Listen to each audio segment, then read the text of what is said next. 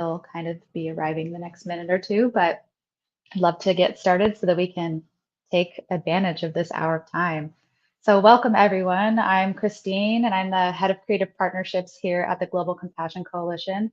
I'm super excited for today's panel, The Best Investment, Compassionate Care for the Youngest Among Us. And I'm quickly going to introduce the host today, and then I'll hand it over to him and the panelists. So our host today is Dr. Christopher Willard, who is a clinical psychologist, author, and consultant based in Massachusetts. He's presented 2 TEDx events, had work featured in the New York Times, the Washington Post, mindful.org, and teaches at Harvard Medical School. All right, I'll go ahead and hand it over to you, Chris. All right, thank you so much. And it's a pleasure to be here and wonderful to see people trickling in from not just around the country, but around the world is always really exciting. And I'm here with just such a wonderful panel, and we're really looking forward to thinking more deeply and reflecting on what can we actually do in terms of creating more compassionate caregiving systems for especially the early years. So I'll just introduce today's panel.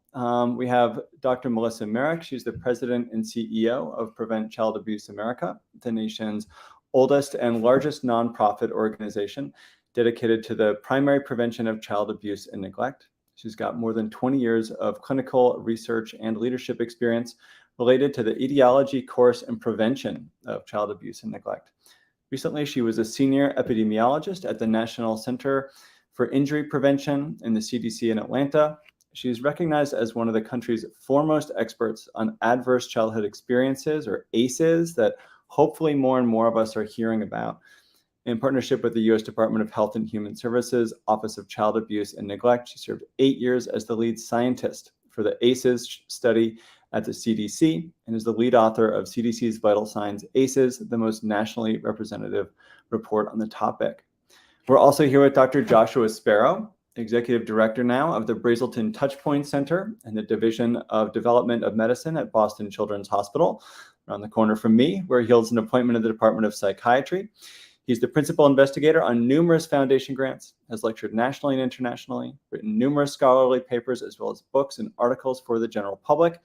He's advised government agencies, nonprofits, and philanthropies, a board member of Parents as Teachers, and serves on the advisory boards of the Association for State and Tribal Home Visiting Initiative and Rapid Response Virtual Home Visiting. Jen Moffitt is a nurse midwife and the perinatal service manager at a community health center in Massachusetts, as well as the director of community partnerships and a senior faculty member of the Mindful Birthing and Parenting Foundation. Jen's been teaching the mindfulness-based childbirth and parenting MBCP program since 2014. Her passion for the intersectionality of mindfulness, birth, early parenting, and health equity as both intervention and prevention has led Jen to devote herself to training and mentoring perinatal and mental health professionals and bringing mindfulness to pregnancy, childbirth, and parenting. The mother of 2 spirited teenagers and a 20-plus year mindfulness practitioner, Jen brings a wealth of personal experience, humility, and passion to her work. Susan Kaiser Greenland is a best-selling author, internationally recognized leader in teaching mindfulness and meditation to children, teens, parents, and professionals. Her Inner Kids model was foundational in pioneering activity-based mindfulness for children and adults and developing secular mindfulness practices that are developmentally appropriate for young people.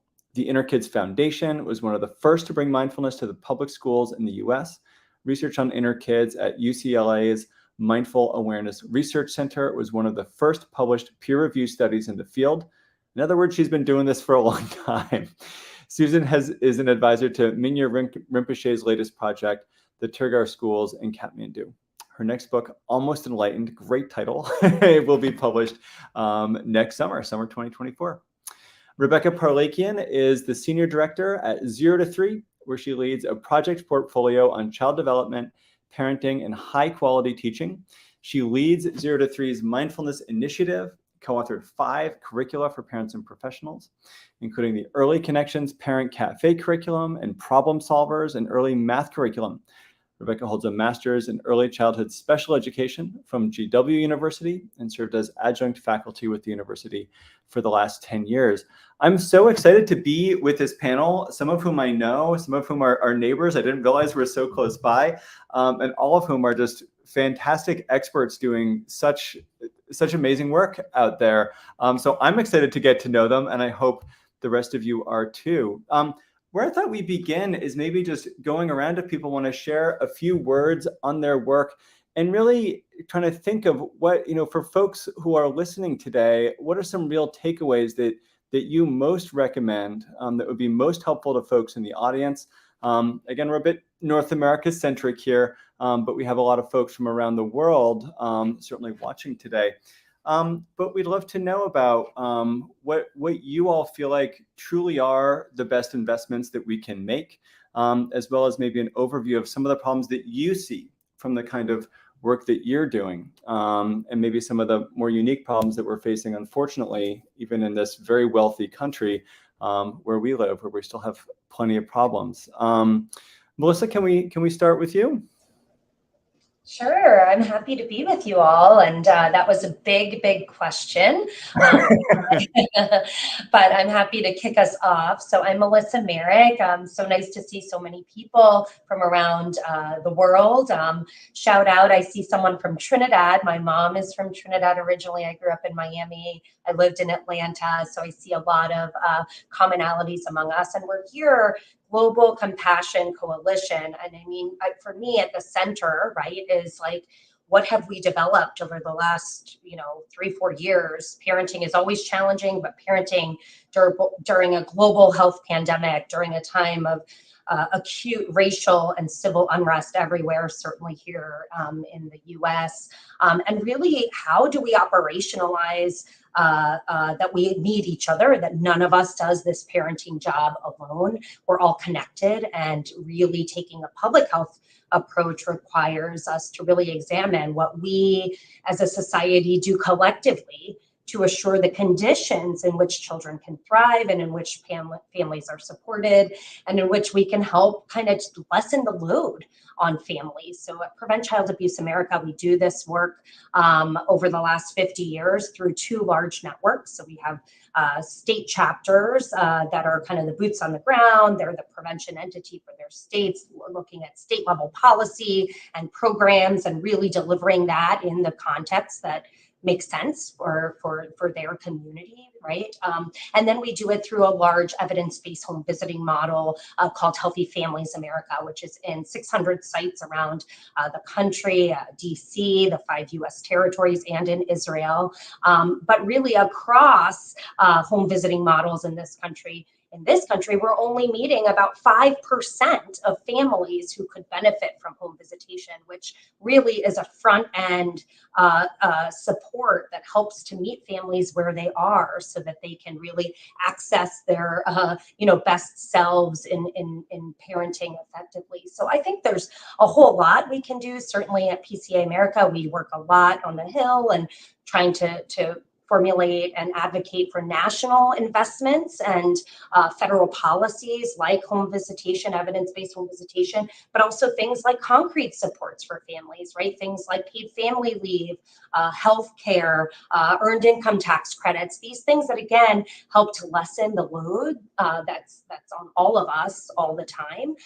And of course, research and evaluation, continuing to grow the body of research that shows that things that happen in the earliest years stay with us. Childhood lasts a lifetime in terms of the impacts on the brain development, the way our endocrine systems function, immune systems, even the way our genes express themselves are largely impacted by the earliest years. So we want the strongest start for children and families. And we do that by helping to make sure that families have what they need, when they need it, in their own communities, without stigma before they're in crisis. So certainly the US is a very reactionary country. We wait until families are in crisis to be able to access services and supports that could have kept them strong in the first place. So that's the work that we do. And we recognize that it's up to all of us, right? Prevention can only happen in partnership.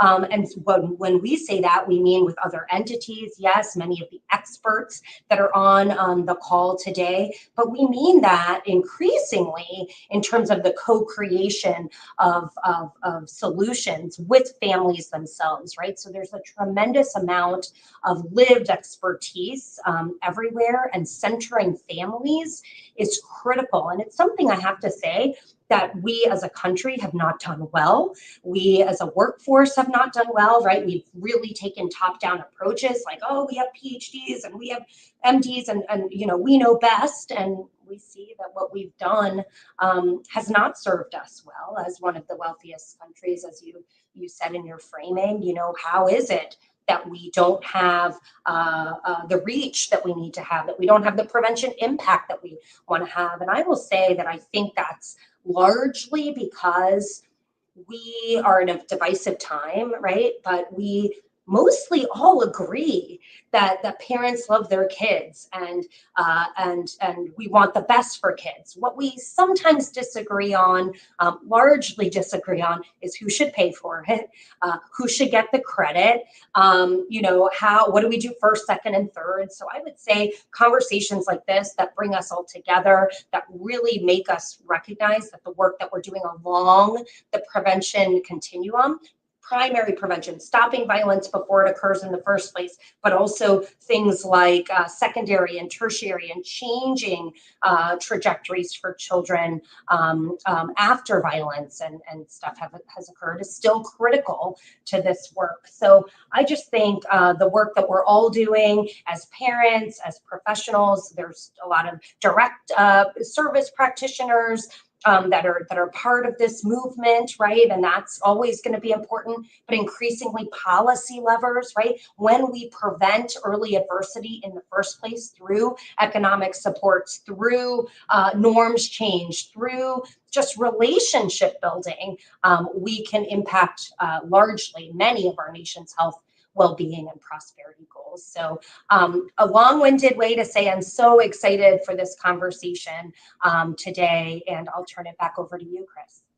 Thank you so much, Dr. Merrick. And I really appreciate it. I think, you know, hopefully we're starting to figure out, I think, these lessons around humility, relationships, co-creation, you know, of solutions rather than, as you said, that top down. And I think too that, you know, we are in this divided time, but I think you are absolutely right. I think we do all love our kids. We have maybe different priorities, different solutions, you know, different kinds of thoughts, you know, around the country, around the world on how and who should do this work exactly. But we all, I think, can pretty much agree that we want the best for our kids. And just remembering that as the starting point of our conversations, I think then we're building from this place of commonality and co-creating these solutions and preventions that I think are just so important. So I really appreciate you bringing those points to the fore and just the amazing work that you're doing.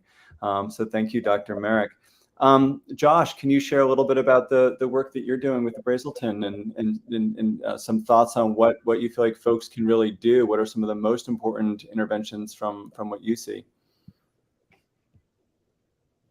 Thank you, Chris, and thank you, Global Compassion Coalition. It's truly a privilege to be able to be together again with old friends and to make new ones. At the Brazelton Touchpoint Center, our vision is for a world in which every child experiences love, joy, and wonder, and grows up to be an adult who can strengthen our community's capacity for self-determination, cope with adversity, advance racial and economic equity, steward our planet's fragile resources, and experience the joy of nurturing the next generation to do the same. So clearly, we can't do that work all alone. And so much of our work is about partnerships with so many people who are committed to the same vision, like so many of you.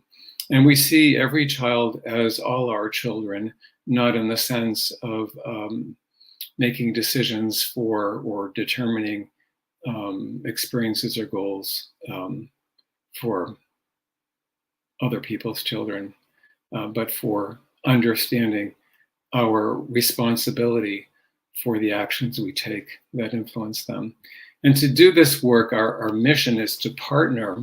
As I said, we need these partnerships to do this, to work towards that vision, to partner with family-facing providers. That's probably most of you, people working in every sector that touches infants, toddlers, and their families, and expectant families, as well as researchers, advocates, policymakers, and their institutions, so that together we can learn to listen to and amplify the voices that are often unheard of babies, children, and families, and to co-create with them, we've heard that word already today, to co-create with them practical, incremental solutions to the challenges they express. And that, again, is out of our commitment to the self-determination of families and communities, and practical and incremental because babies can't wait.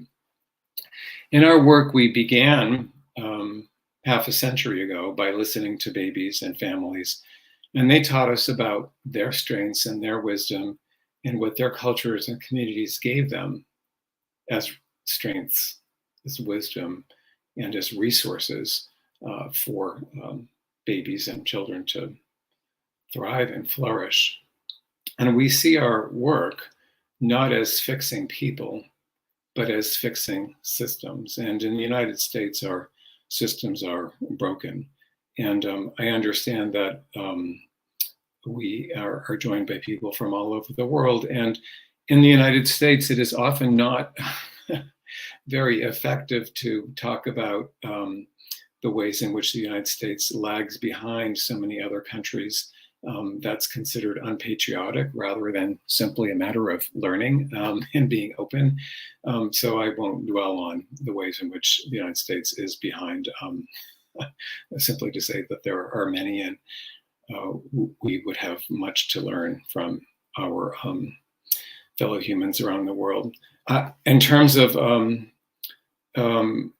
what we all can do, there's so much, but Chris, I thought I would just focus on climate and environmental justice, because I do think it is the existential crisis for all of us.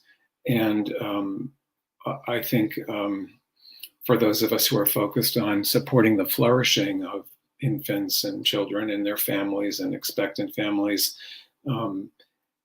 so much of that depends on the conditions and contexts in which parents and families and other adult caregivers have the strengths and wisdom from their communities and their cultures to figure out what they need to do. But it's a lot harder when people are experiencing food insecurity, water shortages, and the trauma that goes along with wildfires and droughts and floods and tornadoes and rising sea levels and all the other consequences of our addiction to fossil fuel. And so it may seem like more than any of us can take on, and yet I think that all of us can find even small everyday ways that we can care for the part of the earth that supports us, that nurtures us, at least in some small way, and that taking part of that piece of the earth where we stand can be a form of mindfulness. It can make us feel better every day, and it can model for our children the ways that they can find their own well-being through compassion for others, including our animal and plant relatives. So there you have it.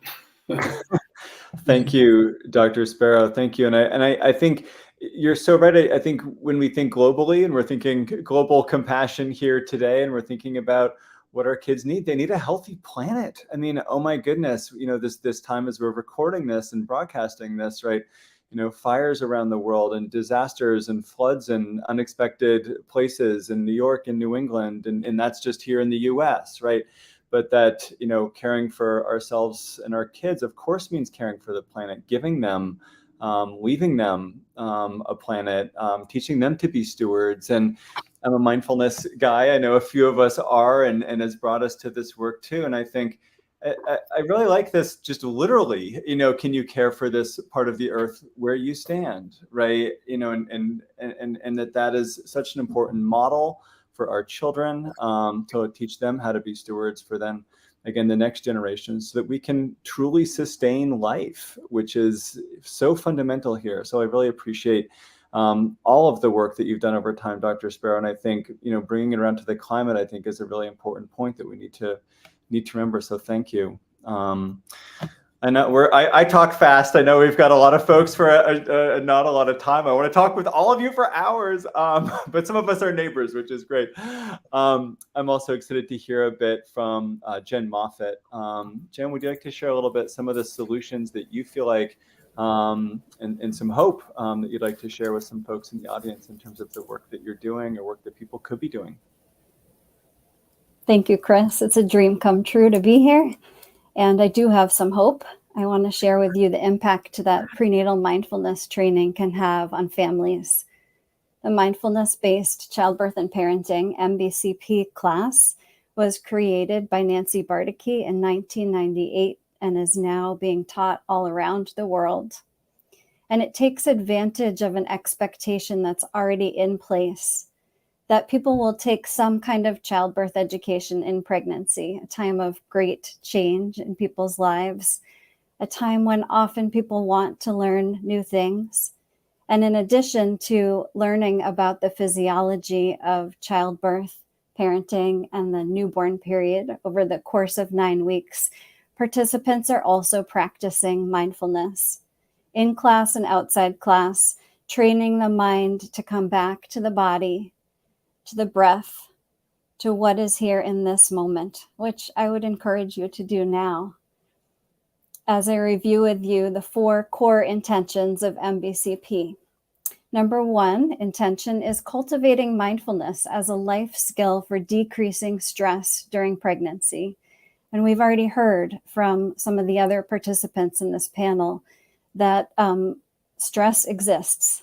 And you know this in your own life. It's not theoretical anymore that stress, including chronic stress and including the chronic stress of racism, can contribute to outcomes like preterm birth and low birth weight, depression and anxiety, and that those mental health issues can lead to attachment issues as well. Intention number 2 is using mindfulness for working with pain and fear during childbirth and beyond. For example, participants learn how bringing the attention to the sensations in the body can facilitate the decoupling of pain, the sensations in the body, from suffering, the thoughts and the feelings that we have about the pain. Intention 3 is sowing the seeds for parenting with attuned connection from the moments of birth.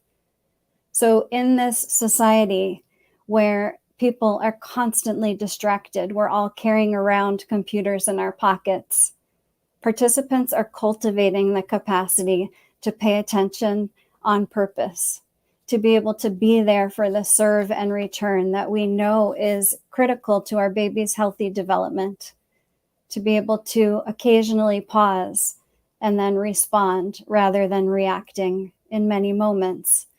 And in doing so, sometimes meeting intention 4 of MBCP, which is interrupting intergenerational patterns of suffering. We know that contractions don't just happen in labor. They happen all the time throughout life. And in MBCP, we bring people's attention to the math of an average hour of labor.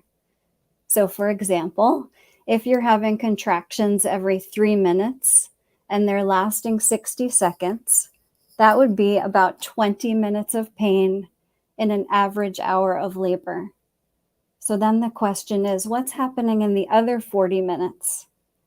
And what's happening is that the body is pumping in natural opiates, feel-good hormones. There can be some ease, some rest in between. But why aren't people talking about how great the breaks in between contractions were during their labor? Often it's because people's minds are either on how hard the last one was or how difficult the next contraction is going to be. And of course, we're not just talking about labor, we're talking about life. But what we have is this moment right here, because we don't know what's going to happen this afternoon, tomorrow, etc. And what the research shows is that people who take MBCP have lower levels of pain catastrophizing, lower levels of perinatal depression and depression symptoms even 1 to 2 years later, and even in 2022 research 8 years later, lower rates of anxiety and higher rates of non-reactivity and self-compassion. I know I need that as a parent. And that there's an impact on infant social emotional development and maternal fetal attachment. And I use that gendered word intentionally because it's from particular research. More later. Thank you for having me. Thank you so much, Jen, Ms. Moffat. This is a wonderful perspective. And I think often about all of these metaphors for life that parenthood offers. And of course, or not of course, but I did not give birth, my wife did, but folks who are pregnant, like the contractions, the labor, that whole journey is just such a, whether it's a metaphor for parenting or a cosmic hazing ritual by the universe, I'm not sure, but there are so many such important lessons in there that, that there is pain, and yet there also is, these moments that there are not pain. And how do we lean into those and look to those and see life, whether it's labor or all of life or parenting or caregiving, not just parenting, right? And all of its complexities, and in all of the moments that there are these 10,000 joys and 10,000 sorrows to caregiving, just as there are many to those moments of labor. So I really appreciate you bringing that wisdom and reminding us of that in the caregiving journey. It's important for me to know right now some challenges with my own kids, and certainly many of my caseload. I want to make sure I keep moving on. Susan Kaiser Greenland, my old friend, it's so wonderful to see you. It's been a while. And I'd love to hear from you, thoughts, reflections, and solutions and hope that you might like to share with folks listening today and with our panel. And you're on mute still. Well, sorry. Okay, sorry. It's so good to see you, Chris. It's been way too long. And thank you to you and to the Global Compassion Coalition for putting this together. I am honored and humbled to be among this remarkable group. We were asked to look at a couple questions, and one was the problems, and all of the panelists so far have been so correctly identifying the problems that I see in my work. One of them is just simply big feelings. Parents have strong feelings, understandable and justifiable strong feelings, regardless of where they are in the world and where they are in the socio and economic spectrum. And one of the things that creates is the need for education, and the need for education on the basic fundamentals of our nervous system. I know as a young mom, as a working mom, I was a lawyer at the time, I was juggling different jobs. I didn't know nearly enough about how my nervous system worked. I didn't even understand, and I was a working lawyer at the time, that it made no sense to get into an argument with my children or my husband when all of the emotions were running high. I didn't understand that sort of simple, basic nervous system 101.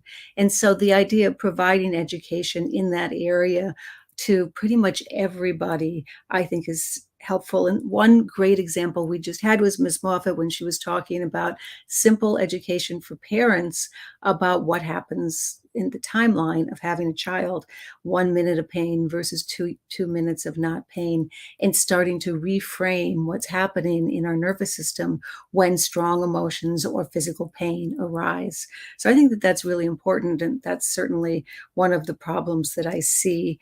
And that problem an with time. Parents just are so busy, and there just tends not to be enough time. But those two problems actually do create an opportunity. And I think that the pandemic did help us there. It hurt us in a lot of places, but it did help us there. I mean, there is no substitute for what Dr. Merrick is doing with the PCA of getting out into the homes and giving in-person home services. So I certainly am not suggesting this as a substitute for that. But given the time crunch of parents, and given given the new possibilities we have with Zoom and people's familiarization with it now, I think that technology now offers us a way to provide brief educational moments with families where both the child, the young child, the preschooler, for instance, and the parent are on the call together and on the call with other parents too. During the pandemic, we pulled together an Inner Kids Teachers Collaborative that for 10 weeks gave free online classes on mindfulness-based strategies. And we had this remarkable experience of people coming online from all over the world, just like is happening now. And the commonality, the parents understanding that the same problems are common across the world was very, very helpful to them. So I think that a great opportunity is Zoom. One of the things, though, that I think is important for people who are providing these classes, whether they are in person or whether they are online, is that we don't just deal with the mindfulness-based strategies to reduce stress. This is an important part. Obviously, we need to regulate first. So that's extremely important. But we need to remember that self-regulation includes calming strategies or grounding strategies, but it also, we can self-regulate with kindness, with connection, with compassion. So when we're giving these practical classes to parents and their children, hopefully together, it's important that we focus on certainly the nervous system regulation and calming strategies that are often associated with mindfulness, but also with attention, balance, and compassion, and with playfulness. And when we sequence those practices, it's extremely important that we follow a sequence that's similar to that coming from classic meditation, just as attention, balance, compassion, and playfulness come from classical meditation. And that sequence, the classical sequence is view, meditation, and application. And what we do in the Inner Kids program, for example, but there are people all over the world doing this in many different ways, is we talk about that sequence as play, practice, share, and apply. And why that's important is that we need to let the parents know while we're working with their kids and giving them strategies to take home with their kids after a brief, perhaps online session, we need to let the parents know not just the how, not just teach them about some breathing techniques that might help them ground them, but the why. And the why comes in understanding the view, understanding the universal themes that cut across all wisdom traditions that lead to a kinder and more compassionate society. And I was very, very appreciative of Josh's point about the planet. We just cannot take for granted anymore that this planet will always be with us in the way that we know. And so bringing in an awareness, a balance, and a compassion around how to live in our environment, playfully and in activities, that's a way to start really helping children at the very earliest years understand the context and the how, the why, and also the how. And also we know from so much experience that we tend to teach our kids, that our parents tend to learn from what their kids are being taught. So through teaching these activity-based practices or games that cultivate attention, balance, and compassion, and teach the how and the why, we're in effect also teaching the parents. I think the application is really important here because one of the things that we saw in preschool studies way back when, that I'm sure is still being seen today, is that when we know that a intervention or a strategy works, we know that because the children or the learners are taking that strategy outside of the classroom and applying it at home or at the playground. And all of us who have been in the field to bring mindfulness and attention, balance, and compassion into education, into clinical settings, have countless stories. Chris, I'm sure you could just do an hour on them, of when parents come in and tell stories about, oh, I was stressed out about getting to work, or I was stressed out in traffic, and my 4-year-old or my 3-year-old in his car seat started singing the breathing song. And the result of that was I grounded and I laughed, and it creates a great opportunity for not just a calming, grounding strategy, but also for the enhancement of interpersonal connection, a healthy relationship between the parent and child, between the caregiver and child. So I think that covers most of the questions that I've been asked, except for the call to action and what can individuals do, what can groups do, and what can coalitions do. And I think that what my suggestion would be individuals, groups, and coalitions can all, either on your own, whether you're whether you're home in whatever country you're in, or whether you're part of a larger organization, can consider a way to leverage these technologies to create opportunities for parents and children together to be able to connect with other parents and children together in a fun and playful way. We had so much fun on these free online offerings, and the things we were able to do with technology, showing books on videos, sounds, that kids were throwing balls to each other through the Zoom screen, all sorts of things that we can do to keep the kids engaged, to keep them interested, while also offering parent education as well as education to the young children. So thank you again. I'm honored to be with you. I appreciate so much what you're doing, and thank you.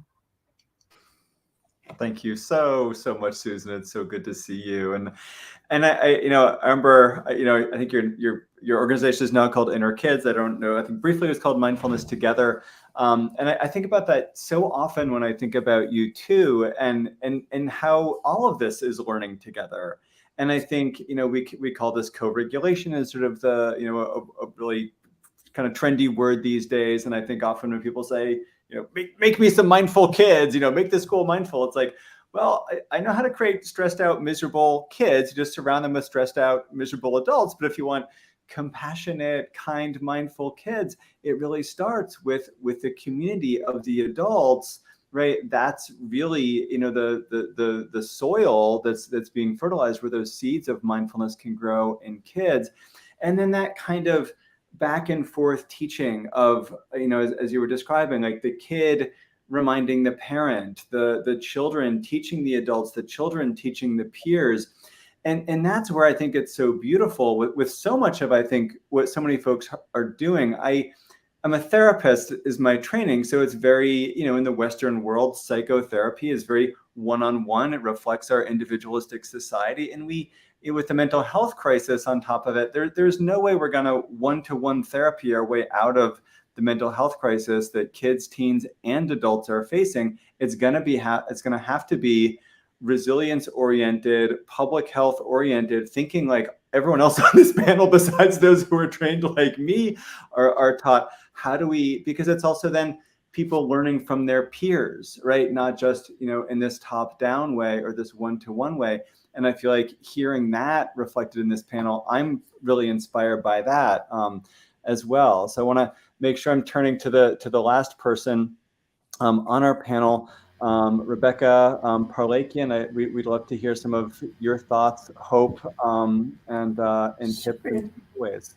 Yeah, thank you so much for having me. So at 0 to 3, our mission is very simple, and it's to ensure that all babies and toddlers have a strong start in life. And so the way we do that is we try to kind of reach all the adults surrounding that baby or toddler.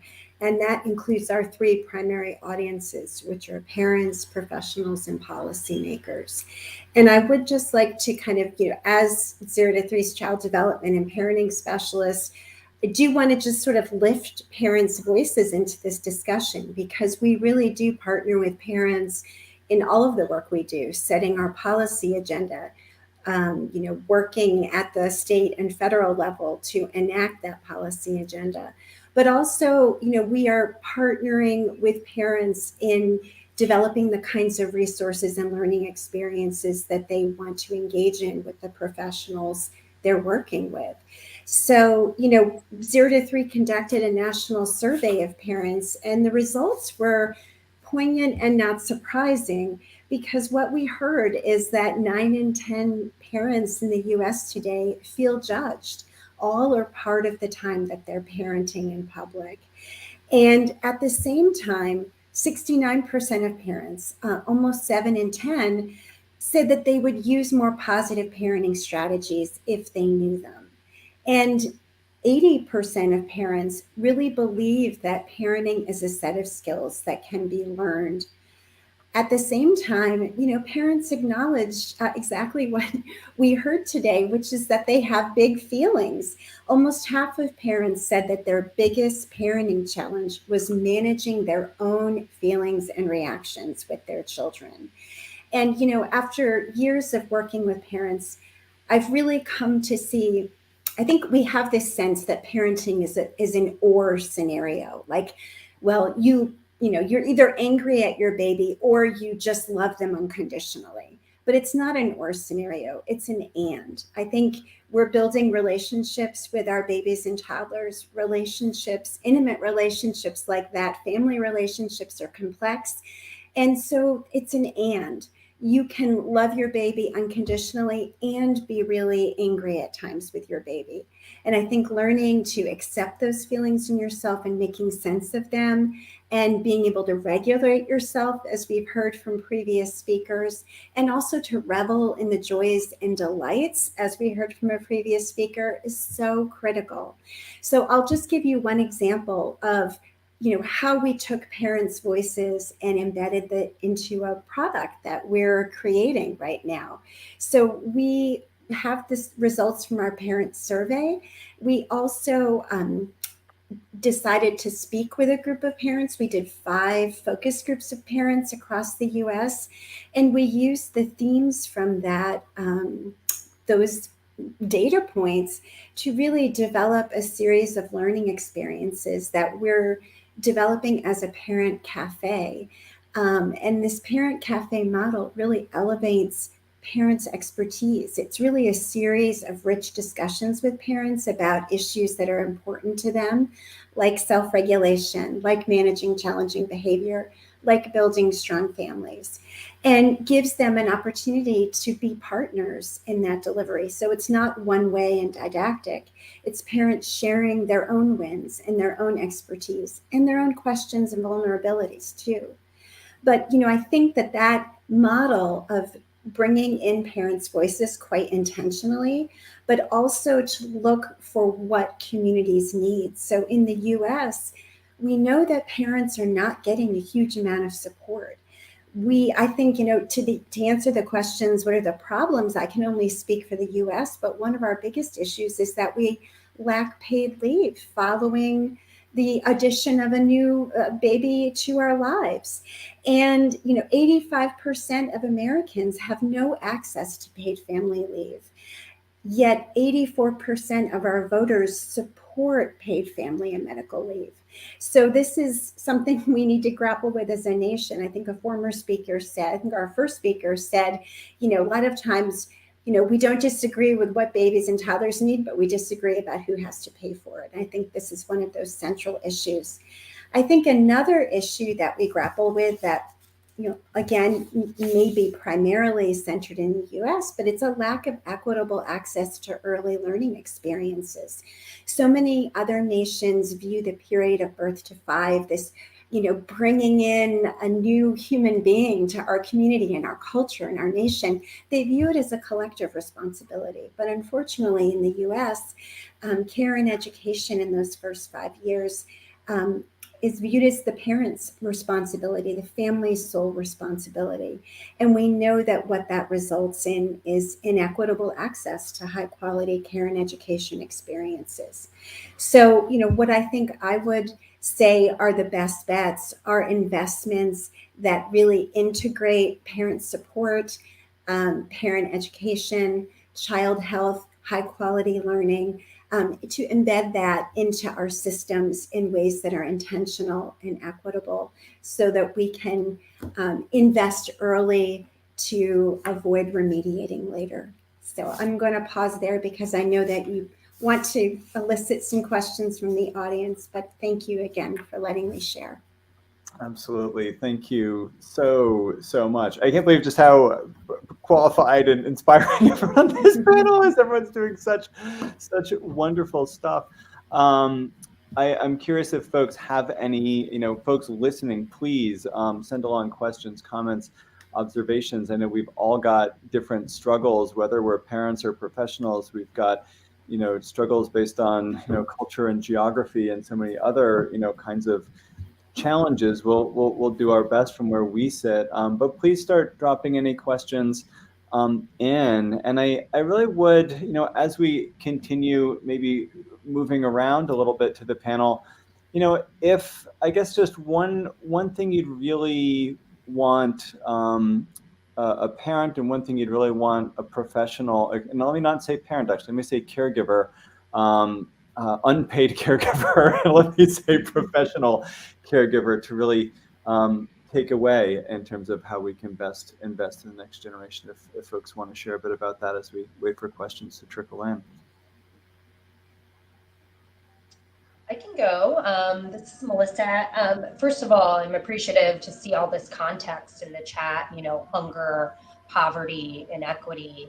And I would say to parents, none of us does this job of parenting alone, right? So it doesn't matter that I'm a child psychologist by training, similar training to you, Chris, and I have a degree, and I have a husband who has a job, and we had Zoom access, and our kids could do virtual learning during the pandemic. And let me just tell you, humbly, we were stressed out every day, and we have big feelings, and we don't always manage our own emotion, so first of all, dispelling the myth that there's any perfect parent out there. There's not. Right? We're all doing the very best that we can do. And so then what I say to professionals and the broader ecosystem is that there's a role for all of us in this work to help make sure families, again, have what they need when they need it. We need all of these things that you've heard about today, and many other supports for the conditions where parents can come to this most important job of parenting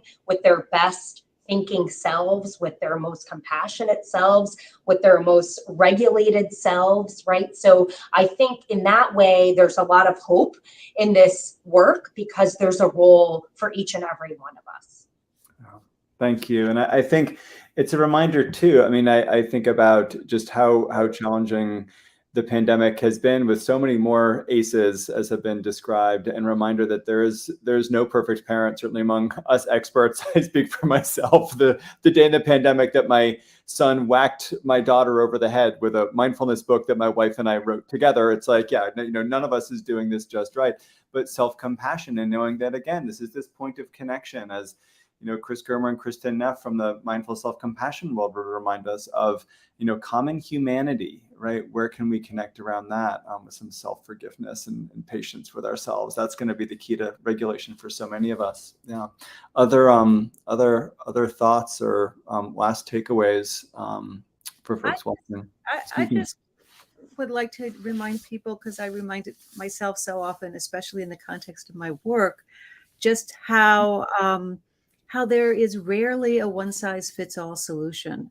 And that's why the work that people are doing who are getting actually into homes and dealing one-on-one with parents who don't have internet access, that's why that work is so important and so necessary. Because if we're stressed, if we're hungry, if we're tired, we're not going to be able to regulate. And we need to help people see that and help give strategies for things as simple as sleep, how to sleep, how to rest. So it's easy to want to take everything to scale, and I think we need to take things to scale, but I think it's an approach where these two things happen at the same time. We need things going to scale, but we also need things that are more directly impact and can educate individual families and find ways of doing both. Because I know as a parent, and a lot of the parents that I've worked with, there's a sense of, I'm not doing this right. And I've heard this on the panel too. And a sense of, oh, everybody else has figured this out, but not me. And a sense of attributing blame to yourself that may be caused by factors that are entirely outside of your control right now. So that kind of not expecting a one size fits all, fast, quick solution to absolutely everything. Everything, everywhere, all at once, right? Both and, as Melissa said. And if I could just jump in, I wanted to just echo Susan's earlier comment about the possibilities inherent in gathering online like this. You know, we did an evaluation of an online parent education experience, the one I mentioned earlier. It had a mindfulness component in it, also the parent cafe model. And what we found is that the evaluation results showed that parents grew in their self-compassion and in their mindful capacity. And this was even online. And so I just think, you know, given parent time, and parents joined us folding laundry, they joined us in their cars. I mean, it was truly meeting parents where they were at. And we also had an angel effect where moms were joining on their phone, but they were in the room with dads and grandmas who also jumped in and participated. And so to really think about this idea of partnering with parents through technology, but in a lot of ways you can touch more broadly a family unit. So just to keep ourselves grounded in the possibilities. Absolutely. Some questions coming. How can we best network with schools and other public resources or institutions to bring resources? Any thoughts on that? Those that are doing that work of making those connections.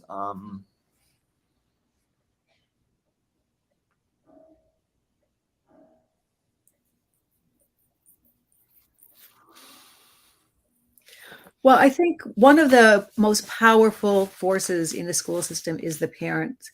And in many of the schools that I've worked, the reason that there's a mindfulness-based program in the school in the first place is because there was a motivated parent to bring it there. And unfortunately, what often happens is when that parent's child leaves the school, moves on, the mindfulness program fades away because you do need an advocate inside the system. So if you are a parent and have children in any system, whether it's a soccer club or whether it's a school, you have a strong, powerful voice to be able to go in and start, you know, talking to the teachers and the administration. I just would encourage you to do so with immense compassion and humility, because one of the things we see in the school systems is just teachers are also parents and are being pulled in multiple directions. So understanding that when you're talking to them about the possibility of adding something to their already crowded to-do list is an important piece of the puzzle. Yeah, I saw something about teachers, you know, like, you want more on our plates? Like, you need to give us a bigger plate here. Like, we've got so much, and so many folks, yeah, I think are feeling so overwhelmed. Absolutely. I see some good reminders also of some of the, you know, just, you know, we can think about the emotional supports, but also just a reminder of how many folks are struggling with food insecurity, with just basic safety needs, you know, with these other kinds of concerns, you know, in terms of the very basics of survival. We think about Maslow's pyramid, right? And how distant that can seem, the top of that for so many folks. And I think it's an important reminder as we think globally and even within our own country or within North America, how many folks are struggling with those issues as well. I would just like to say about that, actually, that in Massachusetts right now, our Mass Health C3 has acknowledged that food insecurity and housing insecurity are directly related to health, of course. Yeah. And so our pregnant patients can be connected to housing specialists and also can receive 6 months of meals prenatally and 6 months of meals postpartum if they have Mass Health. And so that needs to be a model that happens throughout the country. There are the resources that exist for that to happen. It needs to be redistributed. And I also want to make sure that people who are struggling with food and housing and very basic needs are not overlooked in terms of some of the interventions we're talking about with stress reduction, because who is more stressed out than someone who's trying to figure out how to get food on the table? And so just like we wouldn't want people to be overlooked if a high quality cardiology intervention were available, we want to make sure, and this is one of the reasons I teach at our community health center, because patients come every Saturday and come back the next Saturday and say, I really was so frustrated when I was woken up the other day at 5 a.m., but I just came to my breath, turned over, and snuggled the kid and went back to sleep. And so I think if we can take 2 words away from today, I would go with both and. Thank you. Thank you. And I as we come to an end, and I would imagine our panelists are hopefully willing to, share resources. And I think folks have shared their websites of their organizations, and I'm sure have wonderful resources for folks watching either live or watching later recordings. But I think to me also, there's so many aspects of our world where both and are so important, especially we also opened with talking about our very politicized political time that we're in, and so many disagreements and so many things. People are saying this is because of this and this is because of that. And we know from all great wisdom traditions that everything is multiply determined, that nothing is caused by just one person, that we are all absolutely in this together with our collective nervous systems, and an individual decision ripples out to impact the 8 billion of us on this planet who are people, and not to mention all the other beings and resources and plants and animals on this planet. So that every one of our actions is connected. It is both and all of it, which can make it, as someone else said, where do we begin? But I think starting where you are, as Dr. Sparrow said, care for this place where you are, care for these people in front of you, that is probably where we can make the biggest impact.